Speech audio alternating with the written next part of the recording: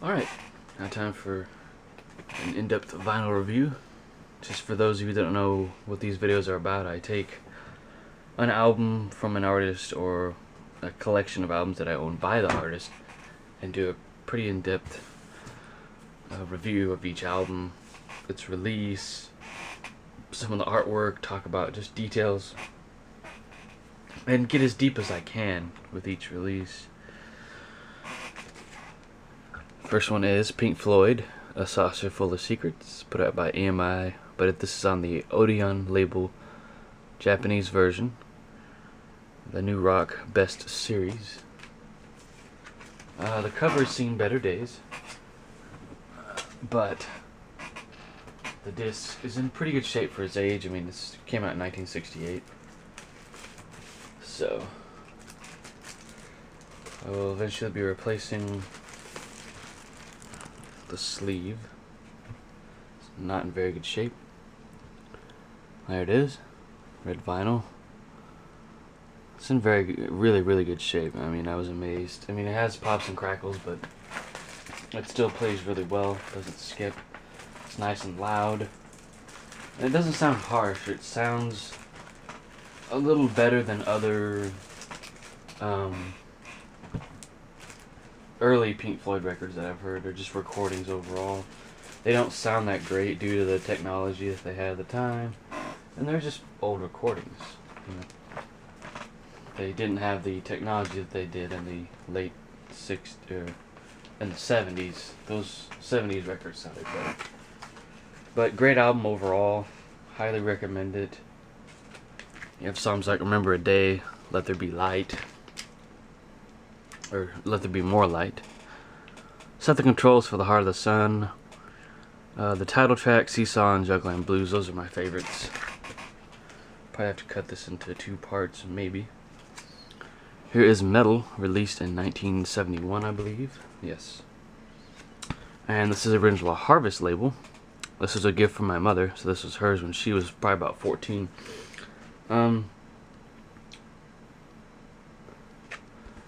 No original insert with this one. It's black vinyl. It is a gatefold.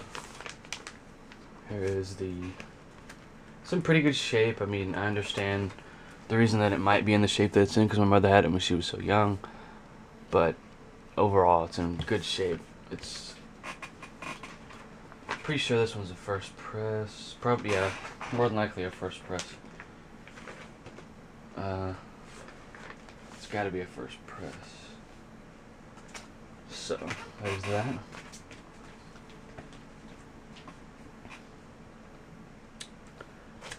Another Japanese edition, this time of Dark Side of the Moon. No track listing on the back of this. I don't even think there's one on the inside. But this is actually a 1974 pressing of the album. Don't get any on this one. There was no stickers with this one, unfortunately. There is a booklet in here. It's mostly in Japanese. It has some pictures of the band from like 1967 and 1972 or 3. They're black and white. They're not the best of quality, but considering what they had available to them in the 70s, I guess this is the best they could do. Unfortunately, the bio, yes, again, is in Japanese, so it's not readable for people that can't read Japanese. But this is a repress. It's a gatefold. It's very good pressing. Sounds very good. Record itself is in excellent condition. I was very glad to pick this up. Got this at my local record store. Don't know why I didn't write that on the back of the card. Wish You Were Here. This is a Canadian repress. Let's see when it was done. It could be, yeah, an original Canadian press. No postcard, no barcode. Some of these did have barcodes. But this version of the record, this repress was done in 1970. Yeah. I'm getting this confused with the next one. Got to the local bookstore. Record's in pretty good shape. It doesn't have the variant colors on the actual hand, the mechanical hand on the label. It does come with the original custom sleeve, and it has that custom label, sounds great overall. I was very pleased with this purchase. Finding records for the price that I did on most of these, it's very hard to do these days. Very hard. All my Pink Floyd purchases were done locally. None were bought online. And once again, even this one, even at $15, still a good price. Here's Animals, originally released in 1977. This is a 1979 repress. The barcode is an indicator of that. The first press did not have a barcode, as I don't think they had that kind of system out in 1977. Maybe, I'm not entirely sure. But this is a US gatefold. Catalog number JC34474, has all the tracks. It's got the photos, custom label, and custom inner sleeve. It's in very good shape, plays very well. It's a pretty clean copy. I was very pleased with it.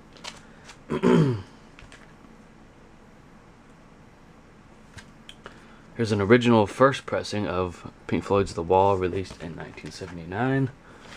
It's a gatefold, has all the bells and whistles, the original sleeves.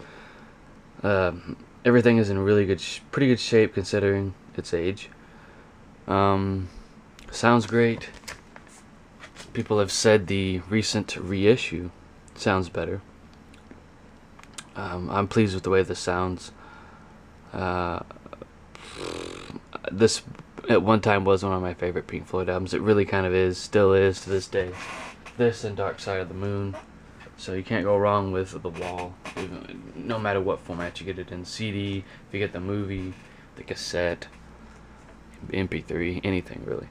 Pink Floyd Relics, a bizarre collection of antiques and curios.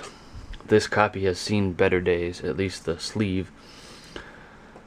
But you have tracks here, ranging from 1967 to 1969. This is on the Green Capital label. You have songs like here, like Honor Lane, Interstellar Overdrive, See Emily Play, Remember a Day, Paint Box, Careful with That Axe, Something Minor, I can't see because the card's in the way. Cirrus Minor, the Now song, Biding My Time, and Bike. Very interesting artwork that was chosen for this. I don't know the origin behind it, I don't remember the story, but very cool, very Willy Wonka-esque type stuff to me. I mean, just kind of weird. Wow. But this is released in this is a reissue from Canada, released in 1982. I forget exactly when this compilation was released, but it's just great songs here. Recording sounds pretty good. The disc itself is in excellent shape. So yeah, I picked this album up. There's also one I think called Works that's pretty much the same track listing. I think that's on record too, maybe just on CD, but that's my collection, guys. Pick up Pink Floyd records for a good deal while you can. They're only going to increase in price like every other collectible that seems to be skyrocketing in price. So thank you for watching this video. If you have any questions, feel free to ask, and I'll get back to comments and questions as soon as possible.